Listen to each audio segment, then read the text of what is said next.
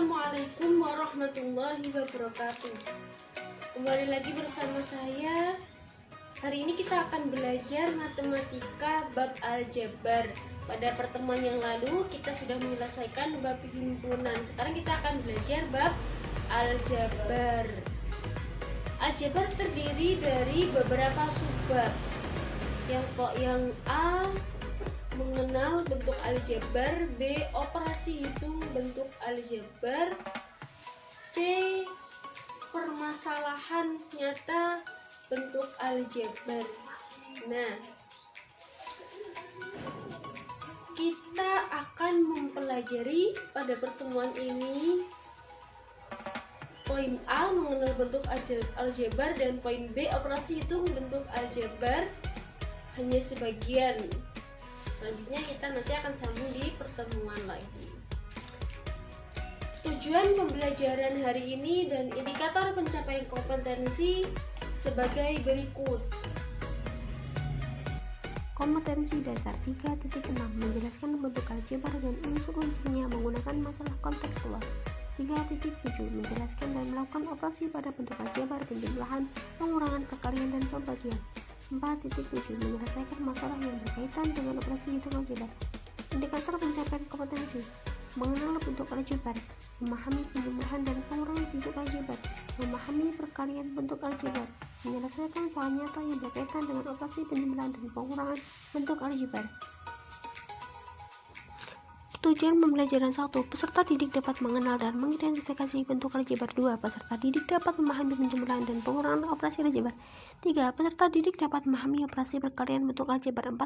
Peserta didik dapat menyelesaikan soal nyata operasi penjumlahan dan pengurangan bentuk aljabar.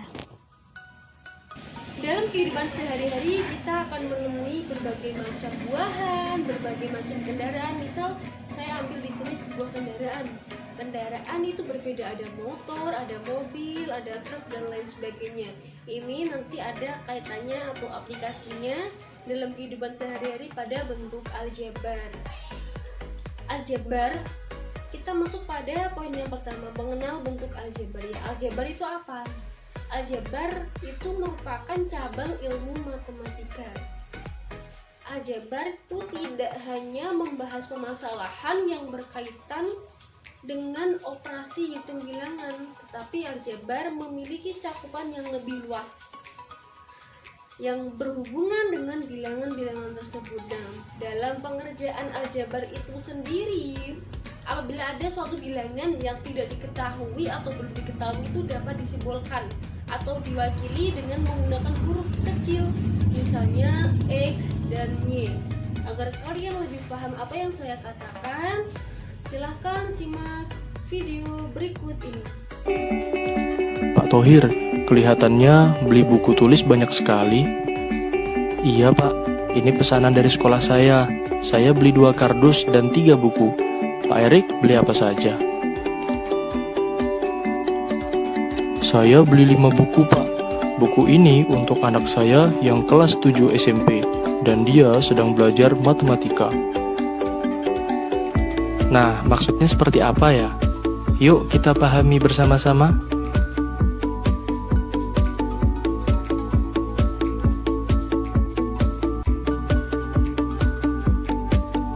Dari video yang sudah kalian lihat, apa yang kalian dapatkan? Iya, Pak Erik membeli 5 buku dan Pak Thohir membeli 3 buku ditambah 2 kardus buku. Dalam matematika kita bisa memodelkannya sebagai berikut. Pak Erik membeli 5 buku sama dengan 5. Pak Thohir membeli 3 buku ditambah 2 kardus. Karena buku dalam kardus belum diketahui, jadi dapat disimbolkan menggunakan huruf. Misalnya kita ambil X. Jadi persamaan alias bentuk aljabar dari buku yang diberi Pak Thohir itu 3 ditambah 2X. Semisal dalam buku dalam kardus terdiri dari 10 buku, maka kita bisa menghitung buku yang dibeli oleh Pak Thohir. Kita substitusikan nilai X tadi 10, jadi 3 ditambah 2 kali 10 sama dengan 23. Apabila buku dalam kardus 20, jadi 3 tambah 2 kali 20 itu 43 dan seterusnya. Kalian pasti lebih paham ya. Oke, kita masuk pada latihan agar kalian lebih jelas lagi tentang bentuk aljabar. Di samping ada gambar kantong uang, 2 kantong uang. Nah, dari sini pada kantong uang ini masing-masing uangnya jumlahnya sama. Jumlahnya sama. Pertanyaannya, berapakah jumlah uang keseluruhan pada 2 kantong? Nah, di sini kalian bisa menggunakan simbol. Misal, kita simbolkan uang dalam kantong dengan X. Karena ada 2 kantong, maka jumlah uangnya X ditambah X sama dengan 2X. Oke, dari sini mungkin kalian bisa lebih paham. Nah, tadi kita sudah mengetahui ada X, terus ada operasi, terus ada angka yang melekat pada X alias pada huruf. Ini apa? Ini kita pelajari pada unsur-unsur bentuk aljabar. Nah, kita sudah masuk pada unsur-unsur bentuk aljabar. Unsur-unsur bentuk aljabar ini ada 4. Yang pertama variabel. Variabel itu adalah lambang pengganti suatu bilangan yang belum diketahui nilainya. Variabel juga biasa disebut berubah dan disimbolkan dengan huruf abjad kecil. Dari A sampai Z, kalian bebas mau pilih yang mana. Yang kedua ada koefisien. Koefisien dalam bentuk aljabar adalah faktor konstanta pada suku, atau lebih jelasnya enak dibahas, enak dipahami. Koefisien itu yang melekat pada variabel. Yang ketiga konstanta. Nah, kalau konstanta ini merupakan suatu bilangan yang tidak diikuti variabel. Jadi dia berdiri sendiri, sebuah angka, tidak ada variabelnya.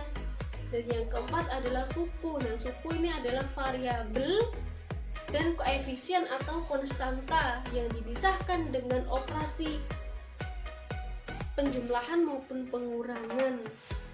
Ini adalah suku. Jadi variabel sama koefisien atau variabel sama konstanta itu namanya suku. Nah, suku itu sendiri terdiri dari bermacam-macam istilah, bermacam-macam jenis. Nah, suku yang terdiri hanya satu suku namanya suku tunggal. Suku yang terdiri dari 2 suku namanya binomial. Suku yang terdiri dari 3 suku namanya trinomial. Dan suku yang terdiri dari suku banyak itu namanya polinomial. Nah, dari unsur-unsur bentuk aljabar mungkin kalau hanya dalam istilah kalian akan sedikit bingung. Nah, agar lebih jelasnya simak gambar selanjutnya.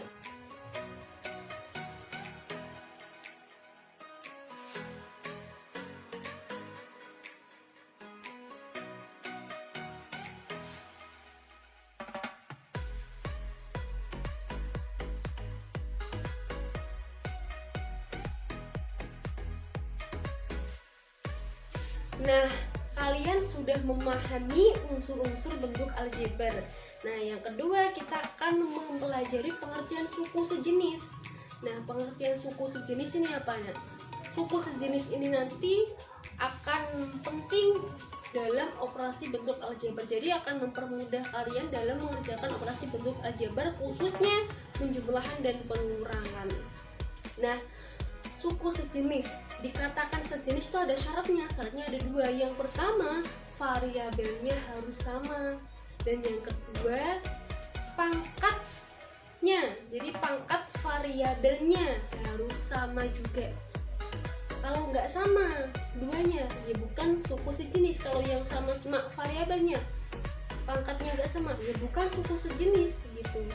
Jadi AB sama BA itu variabel sama nggak sama, karena AB dan BA berlaku sifat komutatif. Nah, untuk lebih jelasnya simak gambar berikut ini.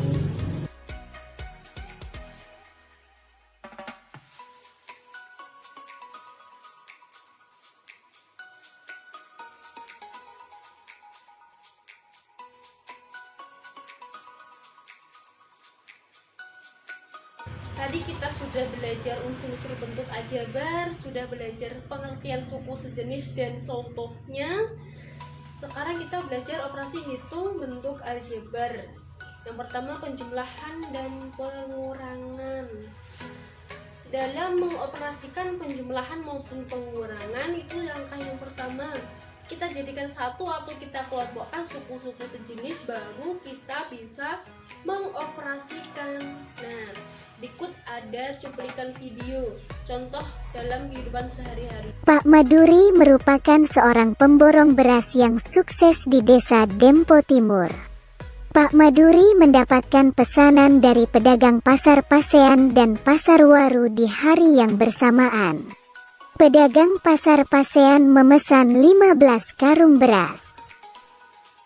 Sedangkan pedagang pasar Waru memesan 20 karung beras. Beras yang sekarang tersedia di gudang Pak Maduri hanya 17 karung beras saja. Misalkan X adalah massa tiap karung beras. Nyatakan dalam bentuk aljabar. A. Total beras yang dipesan kepada Pak Maduri. B.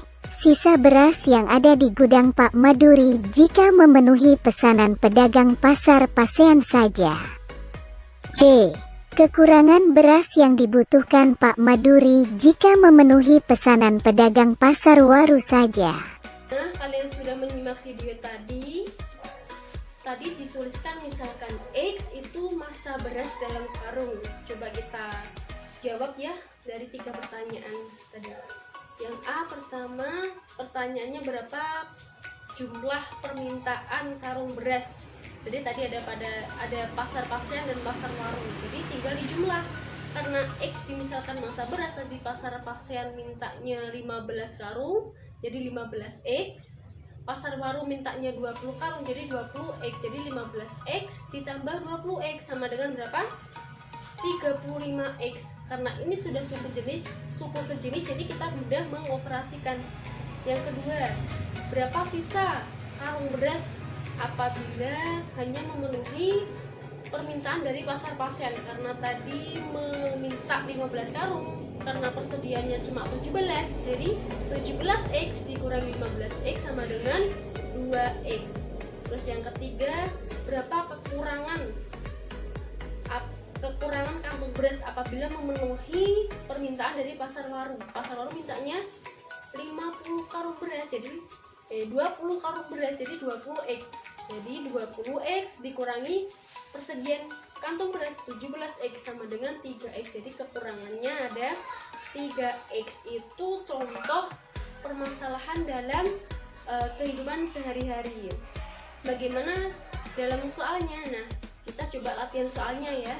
Nah, ini ada soal penjumlahan bentuk aljabar. Di sini diberikan soal sederhanakan 3X ditambah 2Y ditambah 7X dikurangi 4Y tambah 3 dikurangi X ditambah 5. Nah, penyelesaiannya bagaimana? Kita kumpulkan tadi suku-suku yang sejenis. Nah, jadi 3X tambah 7X dikurangi X ditambah 2Y min 4Y ditambah 3 tambah 5. Kita operasikan suku-suku yang sejenis, lalu kita dapatkan hasilnya 9X dikurangi 2Y ditambah 8. Begitu juga seperti pada operasi pengurangan, syaratnya sama, kita kelompokkan suku-suku yang sejenis, baru kita bisa mengoperasikan.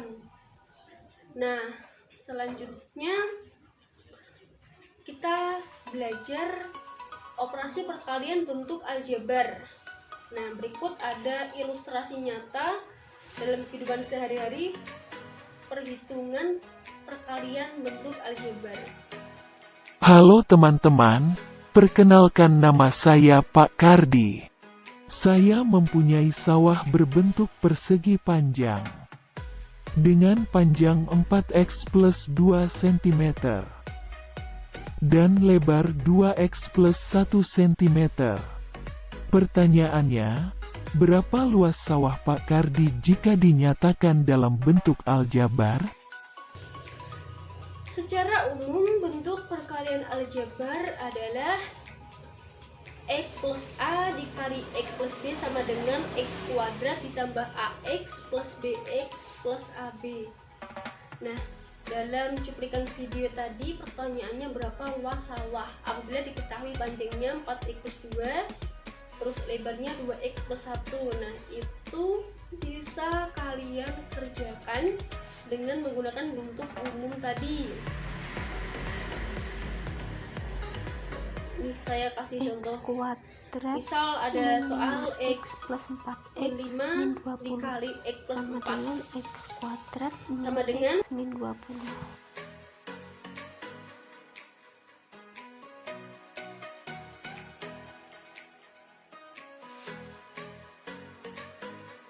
Pembelajaran hari ini sudah selesai pada materi itu. Nah, coba kita ulas kembali lagi, kita sudah belajar apa? Kita sudah belajar mengenali bentuk aljabar. Nah, jadi bentuk aljabar itu umumnya berbentuk AX plus B sama dengan 0, dengan A tidak boleh sama dengan 0, tidak sama dengan 0. Tuh. Kita sudah mempelajari juga unsur-unsur bentuk aljabar. Ada variabel, koefisien, konstanta, dan suku. Kita juga sudah belajar pengertian suku sejenis serta operasi hitung, penjumlahan, dan pengurangan serta perkalian bentuk aljabar. Nah, untuk kalian lebih bisa memahami materi yang sudah saya sampaikan, saya berikan latihan soal yang kalian harus kerjakan di rumah. Berikut soalnya. Silahkan dipelajari juga materi selanjutnya, tugasnya dikerjakan. Sampai ketemu pada pertemuan berikutnya. Saya akhiri, wassalamualaikum warahmatullahi wabarakatuh.